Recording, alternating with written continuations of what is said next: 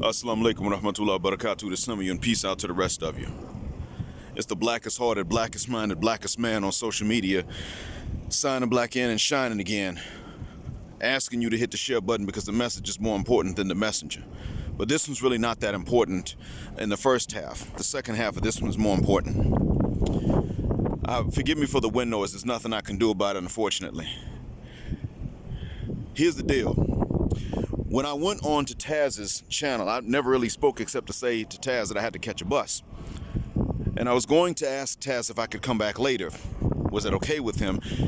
And the legendary Top Cats, as he calls himself, began to interrupt me. He mistook me for the white guy that he was grilling on the show. And I stopped and said, wait, no, I'm somebody else. I'm not him. I actually came to debate him, but something came up. And he interrupted me again, as if to try to tell me something. As the white guy would have said, he's just trying to sun me, bro. What I want to say is he was trying to nigger-nate. That's when a nigger tries to dominate. And I call him a nigger for a reason. That's not African. That's not black man business right there, what he engaged in. He was trying to drop pseudo-knowledge to try to dominate a white dude, and his aggression was somewhat properly placed. But just like I don't go on these panels and try to use them just to spread Islam, I do it on my channel. He decided he was going to spread either the Moorish Science Temple or the Hebrew Israelite ideas about where black folks come from to this guy. Okay, so I guess that's what we're doing now. Well, here's the thing. I actually was on his side, except for that whole part. Even when I disagreed, I was on his side. But I just said a few days ago that one of the only regret I've ever had really about being black has been that you have to fight your own kind and you never really have to get into it with some of these white supremacists. Now, if of Aaron Seed was really a white supremacist, you could debate it. He didn't seem to hate us. He's just really happy to be white. And for me, that's enough. But that means he doesn't realize he's a white supremacist. Legendary Top Cats knows he's a nigga. He knows he's a porch monkey, jigaboo, spear chucker, tree swinger, Tarzan chaser. Now, why would I use these epithets if I'm so pro-black? Because that's what he thinks of himself. You see, here, where I am, Egyptians are the problem. In the eyes of many of the locals, they say that the Egyptian, if he gets any power, he has to wear it. He just has to talk down to you once he gets a position of power. And you may never finish a sentence. And that's true. When they get to talking with that dialect, I want to kick them in the nuts if I don't know them. Because I've associated them with corruption and even criminality.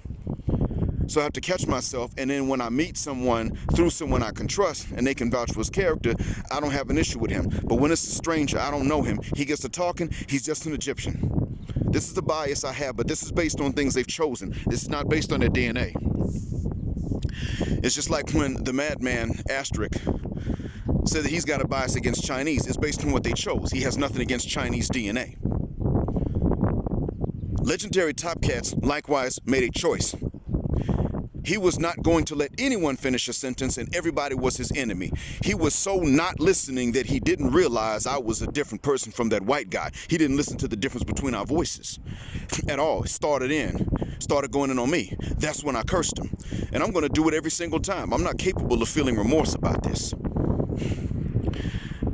You see, oftentimes, the one that is the biggest threat to you, more so than the white supremacist that doesn't know he's a white supremacist, is the so-called pro-black nigger that knows he's on some niggerish behavior, but he's not going to take any correction. This is where the issue comes in. And this is why it is that I had to be such an asshole with him. I didn't like it, but, you know, hey, it was up to him. He chose it. Even when I did not agree. But I want to say this to the MST and the Hebrew Israelites. Even though I don't agree with your faiths, I'm not walking around as your enemy. But he is an example of a nigger with some knowledge. This is Oswald Bates right here.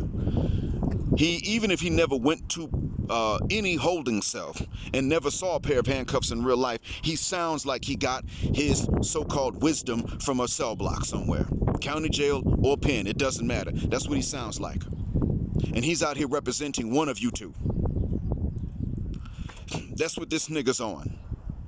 And that's why I call him those racist epithets. White folks showed us who they think we are on TV. Many sisters have fallen into this. They believe it so much they judge us by that. Cynthia G is an example.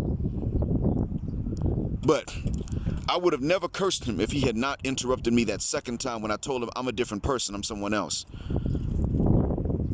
He took me as an enemy, so I cursed him, and I had to go. And I caught the bus, alhamdulillah, that I had to catch. I'm here in a land where the people don't know they're black. And my only good company I keep is with some of the other teachers. That's it. I'm not even recognizable to the black Saudis here. And so, in a sense, I am somewhat isolated sometimes. I am somewhat isolated at times, but I can deal with it. But this is a sacrifice I have to make to get away from the plantation. And this is one of the things that bothered a lot of runaways when they left. They had to leave behind their loved ones. They had to leave behind the community. And that's why they formed freedmen communities in these areas to which they escaped. So they could be around each other, but not be under the white man's thumb, so to speak. And even then, they still had to deal with some discrimination. Even in Canada, they had to deal with a certain type of Jim Crow that preceded the southern states. Yeah, this is real. And it went on in some places as far as all the way up into the 1900s. Anyway, that being said, if it was up to me, I would have not had to get into it with another black person. But when you become so arrogant, you can't let anyone finish a sentence, you also can't win an argument because they can't argue.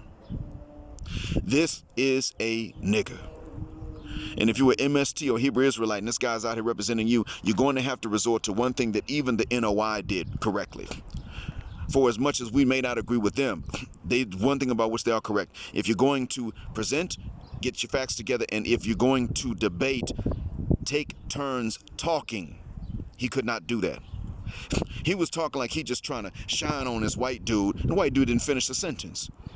I wanted the white guy to finish so he could learn something. Then go back and tell it. If he's really true and sincere about justice, he could go back and tell his people what they need to hear, and he could become a race traitor. Because those are the good white people, the ones that their communities consider to be race traitors. But you got to get them the ammo to take back to their own people. In order to do that, you got to know what ammo to give them. In order to do that, you got to hear their sentences.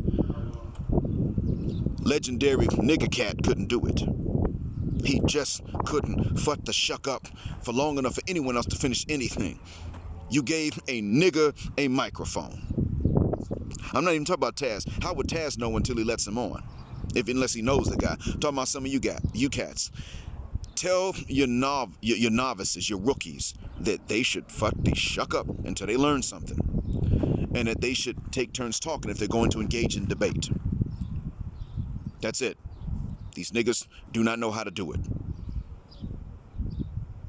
And this is really the crux of everything right there. I see this happen a lot here. Here, they cannot listen to each other. The Bedouins, I mean, they cannot take turns talking. It's when they get to interrupting and they start getting ready to fight. You got to pull them off of each other. And sometimes relatives kill each other.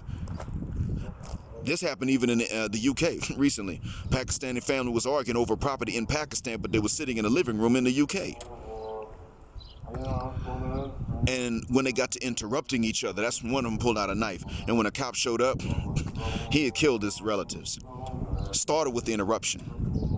You can't let the other person finish a sentence, so you just, okay, see, that's when even I would snap. The day that Top Cats does this to somebody who's armed, and they just lose it and blast on them, I'm not going to say anything wrong against such a person.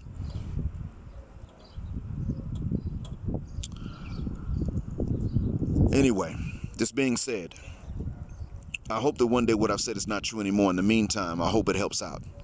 We're not always going to agree, but we're going to learn a hell of a lot more and give enemies enough rope to hang themselves with if we hear their sentences, then respond.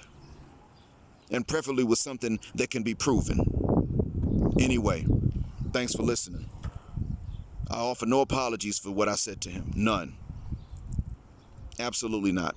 I'm not capable of that at this point. If anything, I should not have had to engage with him hostilely, because he should not have started that stuff with me. Or anybody, for that matter, that wasn't against him. So, that being said, thanks for listening. Assalamu alaikum. Black male power, because they don't like it. Even niggas like Top Cats.